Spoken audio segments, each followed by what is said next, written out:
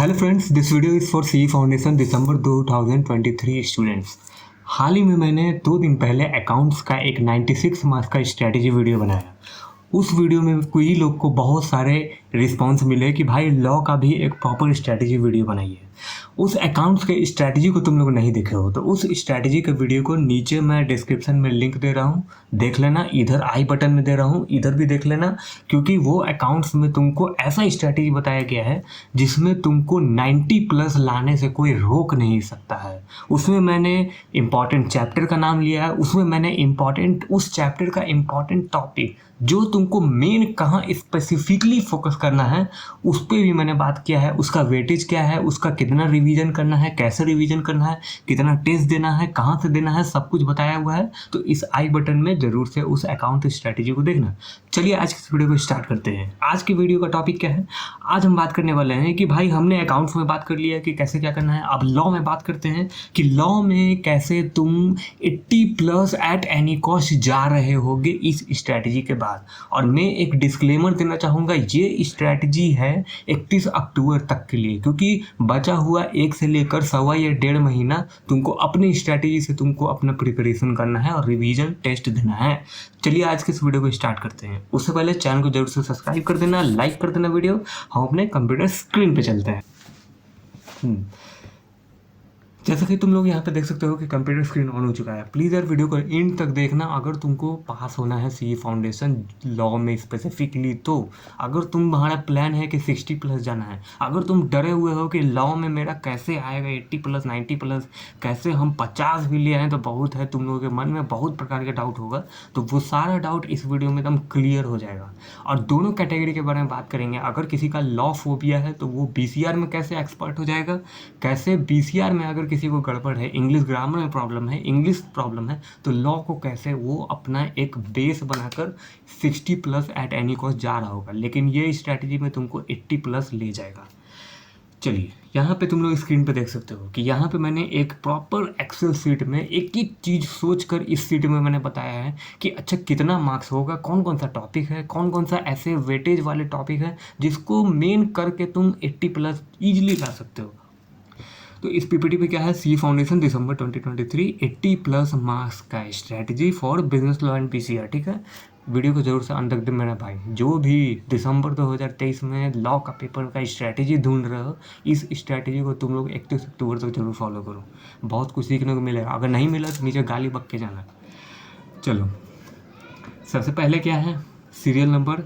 पहले चैप्टर पे एक चीज़ मैं डिस्क्लेमर देना चाहूँगा। जो भी लोग डिस्क्लेमर देख रहा है, जो भी लोग ये सीरियल नंबर देख रहा है, ये सीरियल नंबर ऐसे ही नहीं डाला हुआ है। मैंने एक बहुत सोच समझ कर ये सीरियल नंबर डाला है कि कैसे तुमको सीरियल वाइज प्रिपेयर करना है, क्योंकि ये वो सीरियल वाइज मैंने किया है जो तुमको कहीं ना कहीं यूनिट टू यूनिट और chapter two chapter inter relate कर रहा है और इंटर डिपेंडेंट है। मतलब एक चैप्टर दूसरे पे डिपेंडेंट है, एक चैप्टर दूसरे से रिलेटेड है, मतलब एक चैप्टर एक दूसरे से मेल खाता है। तो इन चैप्टर्स का इस सीरियल के हिसाब से जरूर देखना। सबसे पहले क्या है, कंपनीज एक्ट। भाई मिनिमम मार्क्स कितना मिलेगा? मिनिमम तुमको 10 मार्क्स मिलेगा। एकदम लिखित है, पिछले 10 अटेम्प्ट का एनालिसिस करके बता रहे हैं। 10 नंबर मिनिमम है, मैक्सिमम 14 मार्क्स से जाता है। किसी भी अटेम्प्ट में तुम लोग जाकर देख लो। उसके बाद सेकंड क्या है, इंडियन पार्टनरशिप एक्ट करना है। 10 नंबर यहाँ पे मिनिमम रहता है और मैक्स टू मैक्स यहाँ पे 15 नंबर का जाता है। अब उसके बाद मोस्ट इंपॉर्टेंट हम लोग चैप्टर देखें तो इंडियन कॉन्ट्रैक्ट एक्ट 8022 है। इस इंडियन कॉन्ट्रैक्ट एक्ट 8022 में मिनिमम तुमको 15 नंबर का क्वेश्चन आता है। मिनिमम 15 नंबर का जरूर से आएगा, इसमें कोई डाउट हो ही नहीं सकता है। तुम लास्ट ईयर का क्वेश्चन उठा लो, पास्ट ईयर का MTP RTP उठा लो, 15 नंबर जरूर देता है। तो 15 नंबर मिनिमम है और 22 नंबर मैक्सिमम है। उसके बाद सेल्स ऑफ गुड्स एक्ट है, चौथे नंबर पे तुमको सेल्स ऑफ गुड्स एक्ट करना है। 10 नंबर यहाँ पे मिनिमम है और मैक्सिमम इसमें 12 नंबर जाता है। तो ये मेरा एक सीरियल वाइज स्ट्रैटेजी था कि तुम क्या अप्रोच होना चाहिए, कि किन चैप्टर को पहले करना है, किन को बाद में करना है और किन को नहीं करना है और किन को लास्ट में करना है। ये देखो लास्ट है LLP 5, ये मिनिमम 5 है, मैक्सिमम 5 ही जाता है। सी फाउंडेशन में इसका सिलेबस का यही वेटेज है। अब इसमें तुमको कुछ भी पूछेगा तो 5 नंबर होगा। मेरा ये हाईली रिकमेंड है कि अगर तुम सेल्स ऑफ गुड्स एक्ट के बाद लॉ नहीं पढ़ पा रहे हो तो इस चैप्टर को छोड़ देना। भाई 5 नंबर के लिए मत मरना, 5 नंबर के लिए मत मरना, वरना तुम्हारा बाकी का 55 नंबर डिस्टर्ब हो जाएगा। तो उस 5 नंबर के चक्कर में मत रहना। ये उनके लिए है जिन्होंने पढ़ लिया है, जिनको मज़ा आया, जिनको इंटरेस्ट है कि इसको भी कर लें, तो इसको भी तुम लोगों को कर लेना चाहिए। 5 नंबर के पीछे मरना मत। अब बात करते हैं बीसीआर के बारे में। बीसीआर में किस प्रकार से कौन सा चैप्टर, भाई देखो मेरे सीरियल वाइज जाओगे तो इसमें कोई डाउट नहीं है कि तुमको कोई दिक्कत नहीं होगा। पहला सबसे पहले कौन सा चैप्टर उठाना है, कम्युनिकेशन उठाना है। क्यों? क्योंकि ये मोस्ट इंपॉर्टेंट चैप्टर है इंग्लिश में, पीसीआर में। मिनिमम 5 है और मैक्सिमम 8 नंबर का आता है। उसके बाद note making, precise writing, article writing, report writing, resume writing. तुम लोग सोच रहे होगे कि ये जो 4-5 राइटिंग का जो यूनिट है, चैप्टर है इंग्लिश में, ये इनमें से कोई एक आएगा। नहीं भैया नहीं, इनमें से मिनिमम 3 एक साथ आएगा। तुमको समझ में आ रहा है? समझ में आ रहा है? ये बीसीआर में कोई भी 3 एक साथ आएगा, मतलब 15 नंबर फिक्स्ड। तो मिनिमम 5 है, मैक्सिमम 5 है। ये चारों पांचों यूनिट जो है, note making, precise writing, article writing, report writing, resume writing, ये पांचों यूनिट जो है, ये पांचों 5-5 नंबर का आता है। सोचो 3 को भी एक साथ आ गया तो तुमको 15 नंबर तो यह फ्री का फोकट मिला। अब हम कम्युनिकेशन के बाद ये कॉम्प्रिहेंशन सेक्शन क्यों गए? इसीलिए गए मेरे भाई, क्योंकि तुमको यहाँ पे कोई ज़्यादा दिमाग नहीं लगाना है। तुमको बस फॉर्मेट देख लेना है, फॉर्मेट को समझ लेना है कि कौन सा फॉर्मेट कैसा है, नोट मेकिंग का कैसे फॉर्मेट बनाएंगे, ईमेल का कैसे बनाएंगे, और आर्टिकल राइटिंग, प्रिसाइज राइटिंग, जो भी है इसका फॉर्मेट पे मेन फोकस करना है। उसके बाद जो कंटेंट है तुम साथ साथ लिख ही सकते हो, ठीक है। मिनिमम सब 5 है। उसके बाद अगर ग्रामर सेक्शन में जाए तो सेंटेंसेस टाइप है, उसके बाद सेंटेंस पे जाना। सिर्फ इतना भी कर लोगे तो यहाँ पे देखो सेंटेंस में मिनिमम 4 नंबर का आता है। 2 क्वेश्चन 2-2 नंबर का पूछा जाएगा। हो सकता है वो एक्टिव पैसिव से हो, चाहे वो इनडायरेक्ट डायरेक्ट का क्वेश्चन हो। मिनिमम 4 जाएगा और मैक्सिमम 6 जा सकता है। 1-1 नंबर का भी क्वेश्चन आता है। अब देखते हैं कि यार बीसीआर में टोटल कितना जाएगा। लॉ को पहले देखते हैं। तो यहाँ पे अगर तुम इतना चैप्टर भी कर लेते हो तो तुम्हारा 50 नंबर का मिनिमम तैयारी है, यानी कि चाहिए 40, 100 में से 40 चाहिए। 50 का तैयारी तुमको यहीं से करना है। और मैक्सिमम कितना का करना है? 68। जितना भी हम बता दिए मेरे भाई उतना कर लिए, तो तुमको सोचना नहीं है लॉ में। 68 मैक्सिमम जाना है और मिनिमम 50 है। अब 34 बीसीआर में मिनिमम है। अब सोचो मात्र इतना सा में ही तुम 34 से लेकर 35, भाई 40 में से 5 नंबर छोड़ दोगे तो मर नहीं जाओगे। 35 नंबर का तैयारी करो ना। ऐसे हम बता रहे हैं ना, ऐसे 35 आएगा तुम्हारा। इस 35 में से मिनिमम तुम्हारा 34 तो यहीं आ जाएगा 40 में से। और बाकी मैथ्स हम लोग जाए हैं तो मैथ्स तुम लोग देख सकते हो कि सेंटेंसेस में 4 नंबर मिनिमम है, 6 नंबर मैक्सिमम जाता है। और यहाँ पे बीसीआर में भी तुम लोगों का 40 में से 39 का इस प्रकार से तैयारी कर सकते हो। नेट टोटल देखें, यानी कि दोनों सेक्शन को, सेक्शन ए और सेक्शन बी दोनों मिलाकर अगर देखें तो नेट टोटल तुम्हारा 84 मार्क्स का तैयारी हो रहा है। और मैक्सिमम तुम्हारा कितना तैयारी हो रहा है? 107 नंबर, मतलब 100 नंबर से ऊपर का तुम तैयारी करोगे अगर दोनों में सिर्फ इतना ही कर लिए तो। अब हम लोग इस स्ट्रैटेजी के दूसरे सेक्शन में जाते हैं, जिसमें हम लोग क्या बात करेंगे कि तुमको कौन सा इंपॉर्टेंट टॉपिक पे, कौन सा यूनिट पे, कौन सा इंपॉर्टेंट टॉपिक पे ध्यान रखना है स्पेसिफिकली, उसका टेस्ट कैसे देना है, उसका रिवीजन कैसे करना है। उसके लिए हम लोग अपने नेक्स्ट सीट पे जाएंगे। यहाँ पे तुम लोग देख सकते हो कि सीट 2 यहाँ भी ओपन है। देखो एक एक चीज़ बना हुआ है, एक एक चीज़ बना हुआ है। कहाँ फोकस करना है, किन टॉपिक पे ज़्यादा ध्यान रखना है, किसको ज़्यादा ध्यान टाइम देना है, तो यहाँ पे सब लिखा हुआ है। क्या है? Law, important topics. अब इम्पॉर्टेंट टॉपिक्स में सबसे पहला चैप्टर मैंने कंपनी फैक्ट लिया था। मेरे सीरियल वाइज जाओगे तो भाई तुमको मज़ा आ जाएगा। तुम कभी नहीं तुमको लगेगा कि तुम ज़बरदस्ती पढ़ रहे हो। ज़बरदस्ती तुमसे लॉ पढ़ाई हो भी नहीं करेगा, बात है क्लियर। ये वैसा चैप्टर है यार, कंपनी एक्ट करोगे, कई सारे ऐसे प्रोविज़न है कंपनी का जो पार्टनरशिप में मैच खाता है। तो उन सभी चीज़ों को मिलाकर तुम लोग बहुत अच्छे से, बहुत मतलब होता है ना कि खुश मिजाज होकर तैयारी करोगे। कंपनी एक्ट में मोस्ट इंपॉर्टेंट टॉपिक देखते हैं क्या क्या है। सबसे पहले है कॉर्पोरेट विल, उसके बाद है मेमोरेंडम ऑफ एसोसिएशन और उसका इफेक्ट्स, उसके क्या इफेक्ट्स हैं वो इम्पॉर्टेंट है। दूसरा है इंड्यूर मैनेजमेंट। इसके साथ मैं एक चीज़ भूल रहा हूँ, कंस्ट्रक्टिव नोटिस होगा और अल्ट्रा वायरस भी होगा, जो कि मैंने यहाँ पे लिया है अल्ट्रा वायरस। उसके बाद होल्डिंग, सब्सिडियरी, एसोसिएट कंपनी, इन तीनों कंपनी पे खास पकड़ करके रखना है, क्योंकि यहाँ पे कुछ पॉइंट निकल कर आता है। टोटल वोटिंग पावर वाला कॉन्सेप्ट है इसमें। फिर उसके बाद listed company, mode of registration, होगा। फिर आगे देखें तो इनकॉर्पोरेशन से रिलेटेड बहुत सारे प्रोविजन है, खासकर सेक्शन 3 और सेक्शन 7 को खासकर फोकस करना। उसमें सारा डॉक्यूमेंट्स मेंशन होता है कि कौन कौन सा डॉक्यूमेंट्स लगता है एक कंपनी को इनकॉर्पोरेट करने के लिए।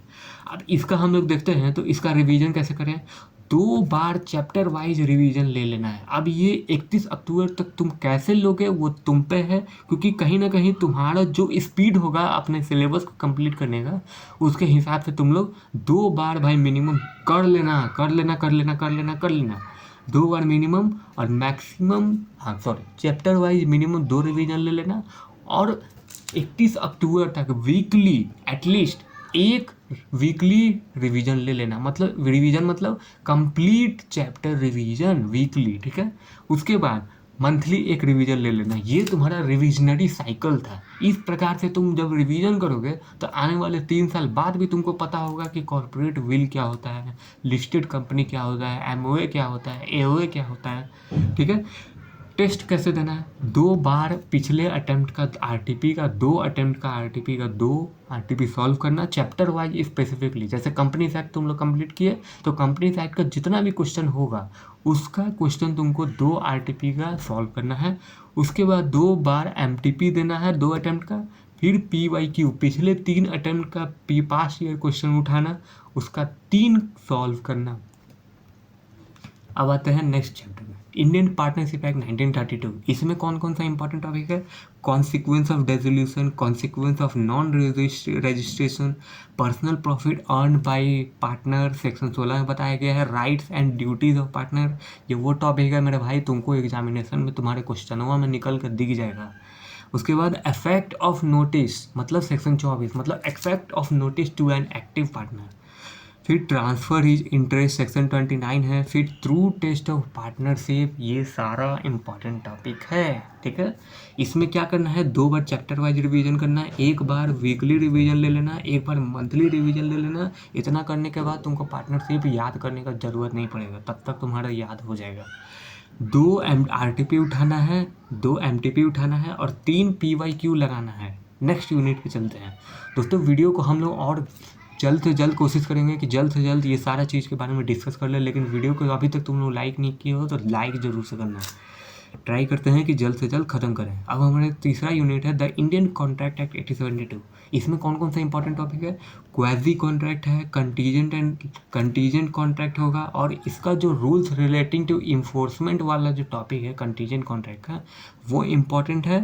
फिर सेक्शन 74 पेनल्टी एंड लिक्विडेशन का क्वेश्चन होगा, लिक्विडेशन ऑफ डैमेज। फिर स्यू फॉर डैमेज, शायद इसका सेक्शन 73 है। फिर डिस्चार्ज ऑफ कॉन्ट्रैक्ट। फिर मोस्ट इंपॉर्टेंट है contract need not be perform. Direct question उठ के आता है सीधे 6 नंबर का। अब बोलो नहीं करोगे, करना तो पड़ेगा। अगर चाहिए 60+ जाना है, 80+ ले जाना है तो तुमको सारा टॉपिक लेके के चलना होगा। फिर इफेक्ट ऑफ रिफ्यूजल सेक्शन 38 39, मतलब प्रॉमिसर ही रिफ्यूज़ कर दिया परफॉर्म करने से, या फिर प्रॉमिसी फैसिलिटी नहीं दे रहा है, सेक्शन 38 39, ये दोनों इंपॉर्टेंट है, डायरेक्ट थ्योरी क्वेश्चन आता है। फिर कंसिडरेशन का लीगल रूल्स हो जो था, जिसमें हम बात करते हैं चिनैया वर्सेस रमैया के बारे में, तो उन सारे लीगल रूल्स के साथ साथ उसका तुमको पता होना चाहिए केस लॉ, ठीक है। फिर आगे कैपेसिटी टू कॉन्ट्रैक्ट अच्छे से कर लेना, रूल्स ऑफ कंसिडरेशन कर लेना। फिर essentials of a valid contract जरूर से करना, जितने भी वैलिड कॉन्ट्रैक्ट है। फिर communication of offer and communication of acceptance, इसका भी डायरेक्ट थ्योरी क्वेश्चन बन के आता है। और इन सभी टॉपिक में से प्रैक्टिकल क्वेश्चन भी बनते हैं, जिसको केस लॉ बेस्ड क्वेश्चन भी करते हैं, ठीक है। इसमें तुमको कितना करना है, 3 बार तो भाई मेरे भाई चैप्टर वाइज रिवीजन करना पड़ेगा। इतना ही कर लो, बाकी तुम लास्ट के 1.5 महीने में तुमसे जितना जैसे हो पड़े वैसा करना। लेकिन मेरे भाई इतना जब कर लोगे तो सोचना भी नहीं पड़ेगा लॉ में।